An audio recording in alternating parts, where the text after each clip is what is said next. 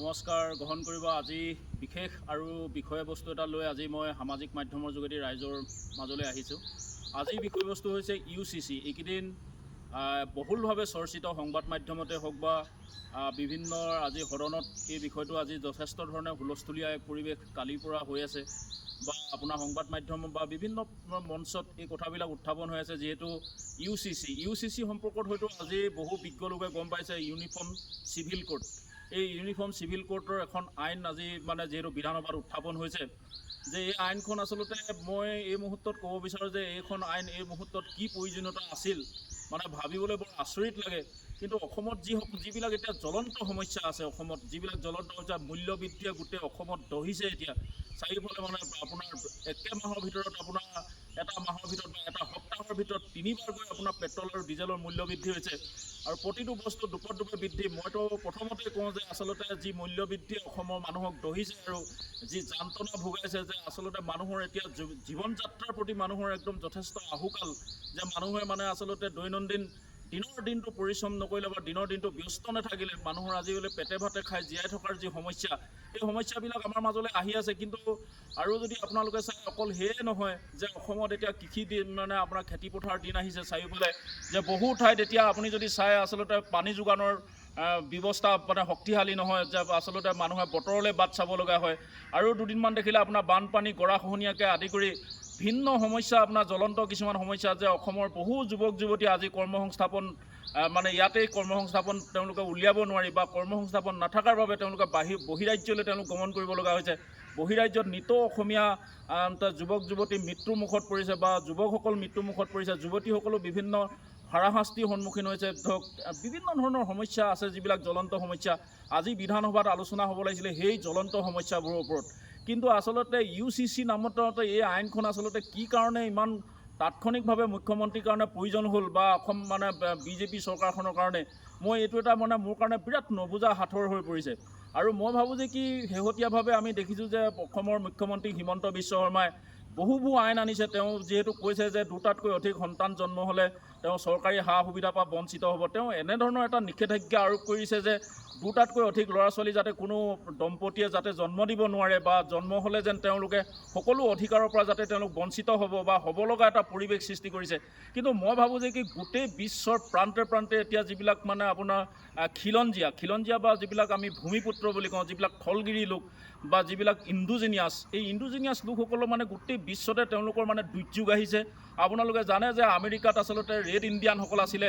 এই ৰেড ইণ্ডিয়ানসকলক আচলতে ইউৰোপৰ পৰা যিবিলাক প্ৰব্ৰজিত পমুৱাসকলে বহু সময়ত তাৰ যিবিলাক ইণ্ডোজিনিয়াছ বা যিবিলাক থলগিৰি মানুহ, সেই মানুহবিলাকক কিন্তু তাত হত্যা কৰা হৈছিলে। অষ্ট্ৰেলিয়াতো তেনেকুৱা ধৰণৰ যিবিলাক তেওঁলোক ইণ্ডোজিনিয়াছ, অৰ্থাৎ যিবিলাক ছন অফ দ্য ছইল বুলি কওঁ আমি, যিবিলাক মাটিৰ মানুহ বা যিবিলাকৰ কোনো বাহিৰৰ পৰা তেওঁলোক প্ৰব্ৰজিত হোৱা কোনো ইতিহাস নাই বা ইতিহাসে ঢুকি নাপায় তেওঁলোক ক'ৰ পৰা কেনেকৈ ধৰণে সেই অঞ্চললৈ গৈছিল বা তাত কেনেধৰণে বসবাস কৰিবলৈ তেওঁ সেই জেগালৈ গ'ল বা কেনেকৈ পালেগৈ তাৰ বা কেনেকৈ তেওঁলোকে বাসস্থান তাত হ'ল তেওঁলোকৰ, এই কথাবোৰ ইতিহাসে ঢুকি নোপোৱা দিনৰ পৰা যিসকল লোক সেই ভূখণ্ডত বা কোনো এডোখৰ ভূখণ্ডত বসবাস কৰি আছে বা কৰি আছিল, সেই মানুহবিলাকক কিন্তু আচলতে এতিয়া গোটেই বিশ্বতে ইণ্ডোজিনিয়াছসকলক কিন্তু আচলতে এই যিটো ব্ৰেইন ড্ৰেইন কালচাৰ, আচলতে যিসকলে আচলতে ব্ৰেইন বা ড্ৰেইন হিচাপে যিবিলাক আপোনাৰ ব্ৰেইনবিলাক আচলতে ড্ৰেইন হিচাপে তেওঁলোকক বোৱাই লৈ গৈছে বা বিভিন্ন ঠাইৰ পৰা প্ৰব্ৰজিত হোৱা মানুহে বা বিভিন্ন আচলতে আগতে পূৰ্বতে মানুহ প্ৰব্ৰজন হৈছিলে বিভিন্ন কাৰণত, যুদ্ধ বিগ্ৰহ হওক, প্ৰাকৃতিক দুৰ্যোগ হওক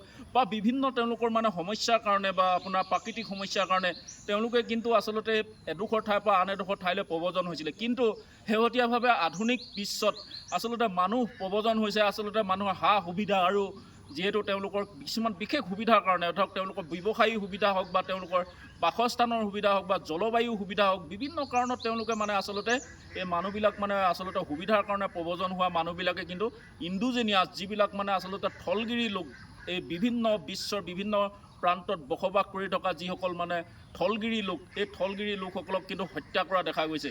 আৰু মই ভাবোঁ যে এই UCC যি আইন আনিছে বা হিমন্ত বিশ্ব শৰ্মাই যিয়ে UCCৰ দৰে আইন আনিছে বা এই চৰকাৰখনে যি আইন আনিছে, এই আইনে কিন্তু অসমৰ খিলঞ্জীয়া লোকসকলক, বিশেষকৈ যিসকল ছন অফ দ্য ছইল ভূমিপুত্ৰ যিসকল, যাৰ অন্ততঃ অসমৰ এই ভূখণ্ডত তেওঁলোকৰ যিসকলৰ হাজাৰ বছৰীয়া ইতিহাস আছে, তেওঁলোকে এই ভূখণ্ডত বসবাস কৰা সেই মানুহবিলাকক কিন্তু নিশকতীয়া আৰু তেওঁলোকক মানে আচলতে জনসংখ্যাৰ ফালৰ পৰা তেওঁলোকক যাতে মানে শেষ হৈ যায় তেওঁলোক।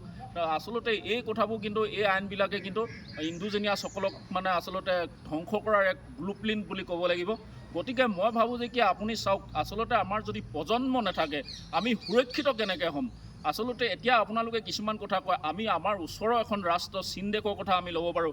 কাৰণ চীন দেশৰ কথা মই এইটো কাৰণে কৈছোঁ যে চীনে এই মুহূৰ্তত বিশ্বৰ এক নম্বৰ যিটো স্থান ছুপাৰ পাৱাৰ ৰাষ্ট্ৰবিলাকৰ ভিতৰত, ভাৰতবৰ্ষও এখন ছুপাৰ পাৱাৰ ৰাষ্ট্ৰ।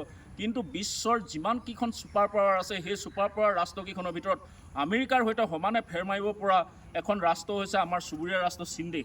চীন দেশে দুপে আগবাঢ়িছে, টেকন'লজিৰ ক্ষেত্ৰতে হওক বা উন্নয়নৰ ক্ষেত্ৰতে হওক বা বিভিন্ন তেওঁলোকৰ মানে আপোনাৰ বিজ্ঞান আৰু প্ৰযুক্তিবিদ্যাৰ ক্ষেত্ৰখনতে হওক, তেওঁলোকে দুপে আগবাঢ়িছে। গতিকে আমি চীনৰ কথা আমি ল'ব পাৰোঁ যে চীন বিশ্বৰ প্ৰথম জনাকীৰ্ণ দেশ আছিলে। দেশ হোৱাৰ পিছতো কিন্তু চীনত প্ৰথমতে এহাল দম্পতীয়ে এটা সন্তানে জন্ম দিব পৰা কিছু নিষেধাজ্ঞা লগাইছিল। কিন্তু তেওঁলোকে শেহতীয়াভাৱে এহাল দম্পতীয়ে 3টা পৰ্যন্ত সন্তান জন্ম দিব পৰা যি আইন তেওঁলোকে প্ৰস্তুত কৰিছে বা জনসাধাৰণক তেওঁলোকে সেইটো অধিকাৰ দিছে, সেই অধিকাৰটো তেওঁলোকে কিয় দিছে? আচলতে তেওঁলোকে জানিছে যে আচলতে বয়োজ্যেষ্ঠ মানুহে এখন ৰাষ্ট্ৰ পৰিচালনা কৰা কেতিয়াও সম্ভৱ নহয়।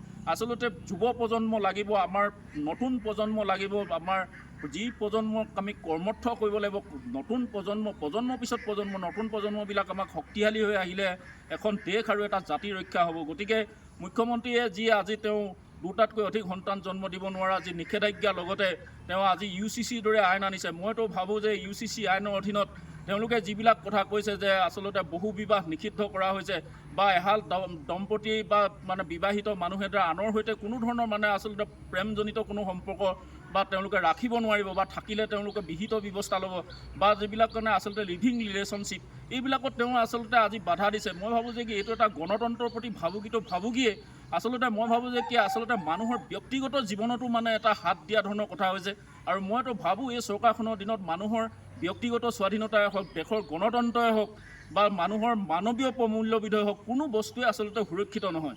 গতিকে মই এইটো কাৰণে এইটো কথা কৈছোঁ যে আচলতে এই UCC আইন অন্ততঃ বাকী তেওঁলোকে যিবিলাক প্ৰব্ৰজনকাৰীসকলৰ কাৰণে তেওঁলোকে কি আইন প্ৰস্তুত কৰে বেলেগ কথা, কিন্তু মানে ইণ্ডোজিনিয়াছ যিবিলাক খিলঞ্জীয়া বা যিবিলাক চন অফ দ্য ছইল, এই ভূখণ্ডত যিবিলাক থলগিৰি মানুহ, এই মানুহবিলাকে যাতে এই কোনো ধৰণৰ হিমন্ত বিশ্ব শৰ্মাকে আদি কৰি BJP চৰকাৰৰ এই নীতি নিৰ্দেশনাবিলাক যাতে মানি নলয়, তাৰ কাৰণে মই অনুৰোধ জনাইছোঁ। অসমীয়া মানুহৰ এতিয়া নিচে কমেও 5টা সন্তান তেওঁলোকে জন্ম দিয়াৰ কথা ভাবিব লাগে যে অসমৰ আচলতে প্ৰজন্ম শক্তিশালী হ'লে, আমাৰ জাতি শক্তিশালী হ'বলৈ হ'লে আমাৰ উঠি অহা প্ৰজন্ম শক্তিশালী হ'ব লাগিব, আমাৰ প্ৰজন্ম থাকিব লাগিব।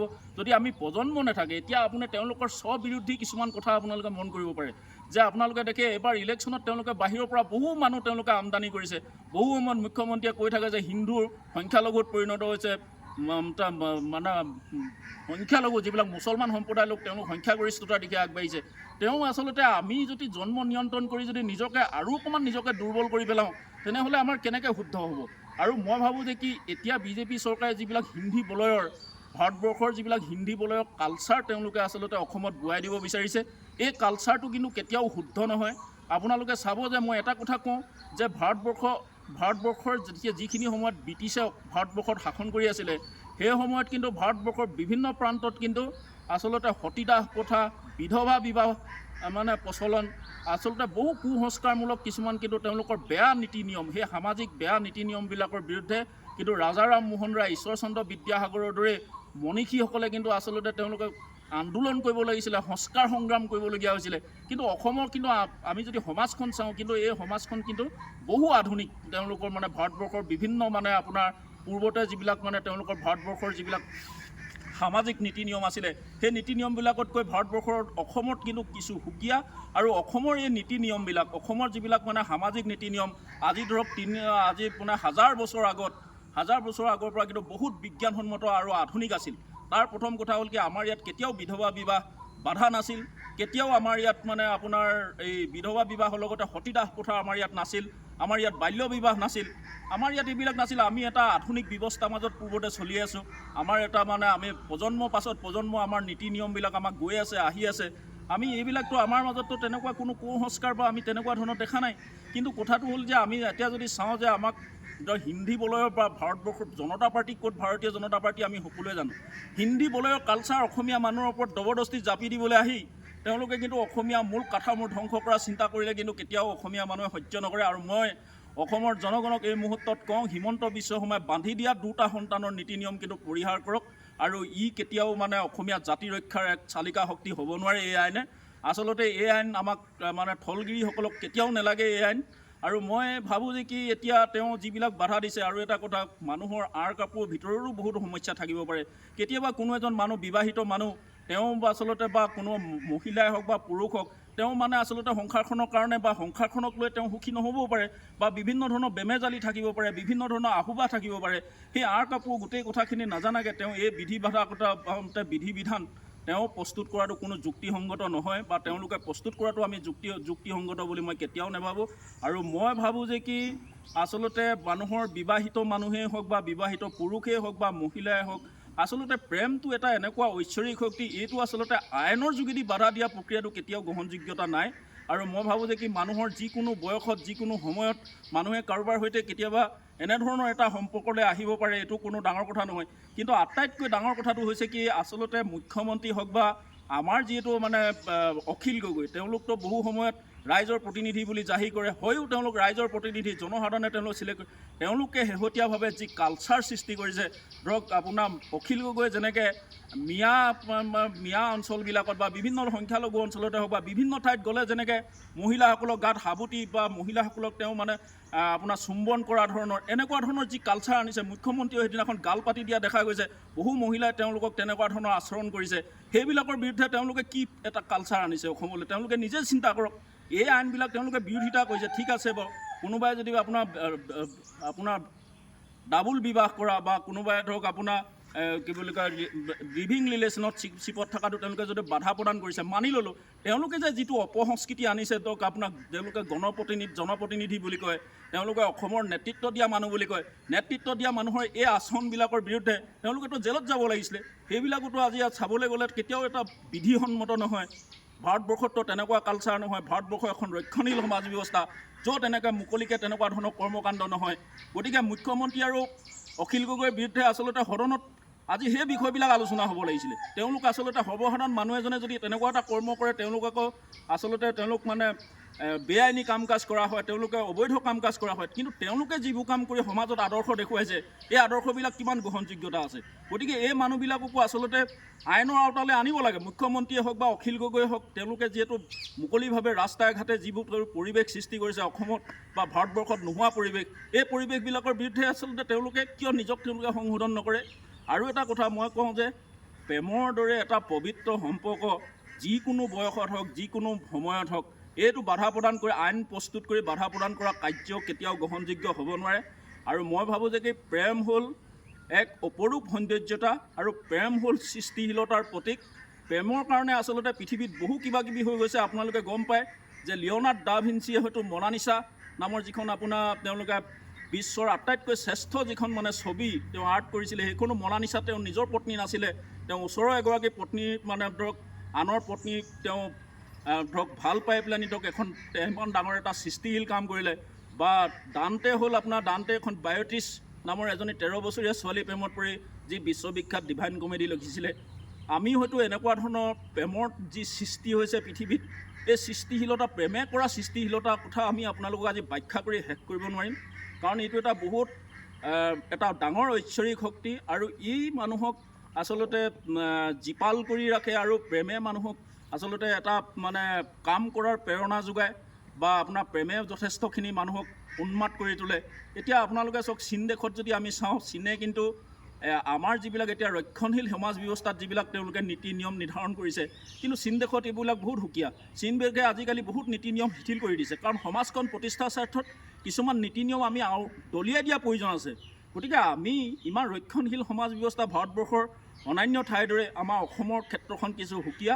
গতিকে এই UCC আইন অসমৰ কোনো জনসাধাৰণে মানি নল'বৰ কাৰণে, খিলঞ্জীয়া জনসাধাৰণৰ কথা কৈছোঁ, এই আইন আপোনালোকে ব্ৰহ্মপুত্ৰ নদীত উটুৱাই দিব লাগে। এই আইন আমি মানি চলা যুক্তি নাথাকে। এই আইনে কেতিয়াও আমাক আচলতে এই আইন মানিবলৈ গ'লে অসমীয়া থলগিৰি লোক আচলতে সংখ্যালঘুতকৈ সংখ্যালঘুত পৰিণত হ'ব। আৰু মই ভাবোঁ যে কি বহু দম্পতি আছে এতিয়া কাৰোবাৰ ল'ৰা নাই ছোৱালী নাই সন্তান নাইকিয়া দম্পতি আছে তেওঁলোকে কি মানে আচলতে আৰু এবাৰ বিবাহ পাতিলে কি অসমত এনে কাৰোবাৰ নাক কাণ কাটি খাব মুখ্যমন্ত্ৰীয়ে নাক কাণ কাটিবনে নে বিজেপি কোনোবা নাক কাণ কাটিব গতিকে মই ভাবোঁ যে কি এনেধৰণৰ বহুত দাম্পত্য জীৱনত অসুবিধা আছে মানুহৰ সম্পৰ্ক মানে কিছুমানৰ সম্পৰ্কৰ বেয়াও থাকে গতিকে এইটো আচলতে আইনৰ যোগেদি বাধা দিবলৈ যোৱা চেষ্টা কেতিয়াও গ্ৰহণযোগ্যতা নাই মই ইয়াকে ক'লোঁ জয় আই অসম ৰাইজে কথাবোৰ বিবেচনা কৰি চাব মই ইয়াকে ক'লোঁ জয় আই অসম